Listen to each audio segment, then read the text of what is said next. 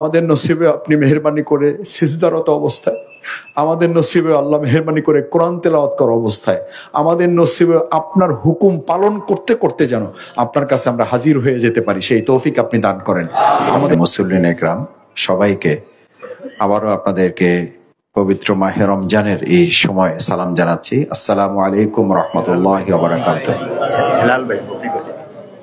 সম্মানিত মুসল্লিন একরাম, আমরা সালাতুল জানাজায় যখন উপস্থিত হই তখন মূলত আমাদের নিজের মৃত্যুর কথা স্মরণ করাটাই হচ্ছে আমাদের জন্য সবচেয়ে বড় শিক্ষা। আমাকে মনে রাখতে হবে যে এরকম একটি সালাতুল জানাজা আমাদের প্রত্যেকের জন্যই অপেক্ষা করছে। এই কথা যদি আমার মনে থাকে তাহলে আমার মিথ্যা কথা বলার কথা না, তাহলে আমার নামাজ কাজা করার কথা না, তাহলে আমার রোজা ছেড়ে দেওয়ার কথা না, তাহলে আমার অন্যায় কাজ করার কথা না, তাহলে আমার অন্যের প্রতি খারাপ ব্যবহার করার কথা না, তাহলে আমাদের সমাজে সন্ত্রাস, চাঁদাবাজ, দখলদারিত্ব এগুলো কারোই করার কথা না। কারণ সে তখন মনে করে যে সব কিছু ছেড়ে আমার এরকম মরহুম মুয়াজ্জেম ভাইয়ের মতো আমাদের সবাইকে এই সাদা কাফনে আমাকে মোড়ানো হবে এবং আমাকে সোজা করে বেঁধে ফেলা হবে। সুতরাং মৃত্যুর পর যদি আমাকে সোজা হইতেই হয়, তাহলে সোজাটা আসলে মৃত্যুর পরে হওয়াই যেহেতু লাগবে, তাহলে জীবিত থাকতে হওয়া ভালো না? ভালো না? আমরা কি সোজা হয়ে চলতে পারবো ইনশাল্লাহ? সেই সোজা হয়ে চলার কথা সূরা ফাতিহায় প্রতি রাকাতে আমাদেরকে আল্লাহ স্মরণ করে দিচ্ছেন, সিরাতাল মুস্তাকিম। আল্লাহ সরল সঠিক পথ যেটা, ভালো পথ যেটা, সেই পথে আপনি আমাদেরকে পরিচালিত করেন। সম্মানিত মুসল্লিয়ান একরাম, সালাতুল জানাজা মূলত বক্তৃতার কোনো বিষয় নয়, আমরা শুধু স্মরণ করানোর জন্য এবং দোয়া করার জন্য আল্লাহ তাআলা মরহুম আমাদের মুয়াজ্জেম ভাইকে মেহেরবানি করে তার গুনাহগুলো যেন আল্লাহ তাআলা মাফ করেন, তার আমলগুলো যেন আল্লাহ তাআলা কবুল করেন। আমরা খুবই আশাবাদী রাসূল সাল্লাল্লাহু আলাইহি সাল্লামের কথা অনুযায়ী যে রমজান মাসে যিনি ইন্তেকাল করেন, রমজানে যেহেতু জাহান্নামের আযাব বন্ধ থাকে, তারপরে জাহান্নামের দরজাগুলো বন্ধ করে দেওয়া হয়, নিশ্চয়ই আল্লাহ তাআলা তাকে জান্নাতের জন্য কবুল করবেন। আমরা সেই প্রত্যাশা ব্যক্ত করি এবং এইটুকু আশা করি যে আমরা যেন প্রত্যেকে মৃত্যুর জন্য প্রস্তুতির অংশ হিসাবে, আল্লাহ তাআলা যে বলেছেন আল্লাযী খলাকাল মাউতা ওয়াল হায়াতা, আমাদের মৃত্যু এবং জীবন আল্লাহ তাআলা সৃষ্টি করেছেন একটা পরীক্ষার জন্য। সুতরাং সেই পরীক্ষায় আমরা যারা এখানে আছি, আমরা রোজার মাধ্যমে আল্লাহর সন্তুষ্টি অর্জন করতে চাই, নামাজের মাধ্যমে আল্লাহর সন্তুষ্টি অর্জন করতে চাই এবং মৃত্যুর কথা যদি আমরা চিন্তা করি যে আজকে তার মৃত্যুর মধ্য দিয়ে দুনিয়ার সব থেকে সে বিচ্ছিন্ন হয়ে গেছে, শুধুমাত্র তিনটি জিনিসের সাথে সে সম্পৃক্ত থাকবে, তার সেই এলম যে এলমগুলো এখনো সমাজে চালু আছে, তার সেই নেক সন্তান যাদের মাধ্যমে সে সাদাকায়ে জারিয়ার অংশ হতে পারবে, এবং তার সেই সমস্ত আমল যেগুলো এখনো পর্যন্ত মানুষের সমাজে কল্যাণের জন্য চালু করা থাকবে। আল্লাহ তাআলা এই আমলগুলো মেহেরবানি করে কিয়ামত পর্যন্ত তার আমলনামায় যেন যুক্ত করার তৌফিক দান করেন। সম্মানিত মুসল্লিয়ান ইকরাম, আসুন আল্লাহ সুবহানাহু ওয়া তাআলা একজন মুসলিম হিসাবে, একজন মুমিন হিসাবে, আল্লাহর একজন গোলাম হিসাবে, আল্লাহর একজন বান্দা হিসাবে আমরাও যেন মৃত্যুর প্রস্তুতি নিয়ে আমাদের প্রত্যেকটা কাজ আমরা সম্পাদন করতে পারি, সেই চেষ্টাকে আমরা করতে পারবো ইনশাআল্লাহ।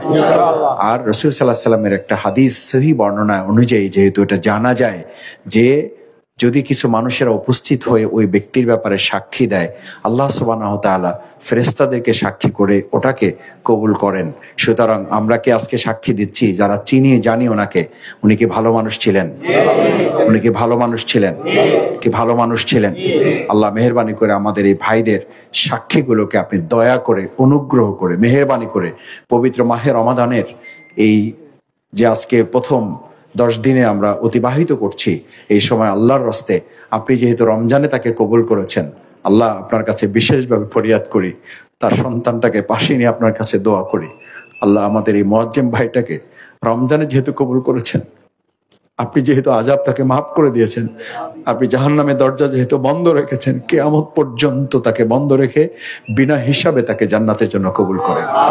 আল্লাহ আমাদের নসিবেও আপনি এরকম রমজানে, আমাদের নসিবে এরকম নামাজরত অবস্থায়, আমাদের নসিবে আপনি মেহেরবানি করে সিজদারত অবস্থায় আমাদের নসিবে আল্লাহ মেহেরবানি করে কোরআন তেলাওয়াত করা অবস্থায়, আমাদের নসিবে আপনার হুকুম পালন করতে করতে যেন আপনার কাছে আমরা হাজির হয়ে যেতে পারি, সেই তৌফিক আপনি দান করেন।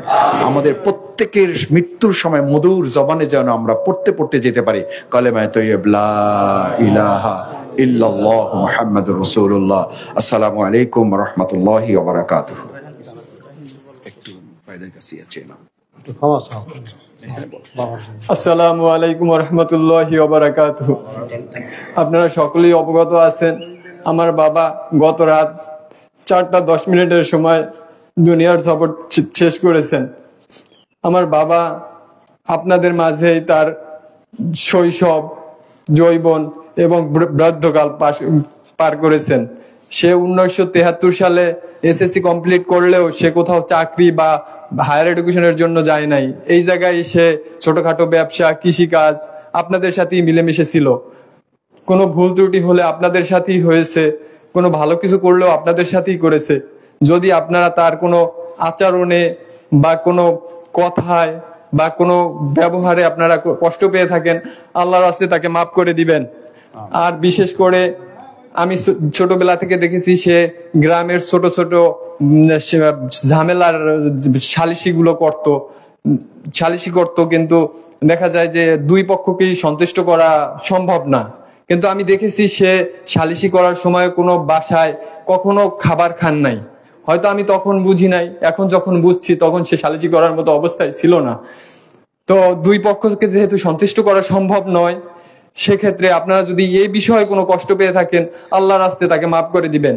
আর শেষ কথা হলো, তার সাথে যদি কোনো লেনদেন থাকে, আপনারা যদি কোনো টাকা পেয়ে থাকেন, টাকা বা অন্য কোনো সম্পত্তি আমার সাথে বা আমার যে ভাই আছে বা আমার পরিবারের সদস্য আছে তাদের সাথে যোগাযোগ করবেন। আমরা যথাসময়ে পরিশোধ করার চেষ্টা করবো ইনশাআল্লাহ। সবাই আমার বাবার জন্য দোয়া করবেন। আসসালামু আলাইকুম ওয়া রাহমাতুল্লাহি ওয়া বারাকাতুহু।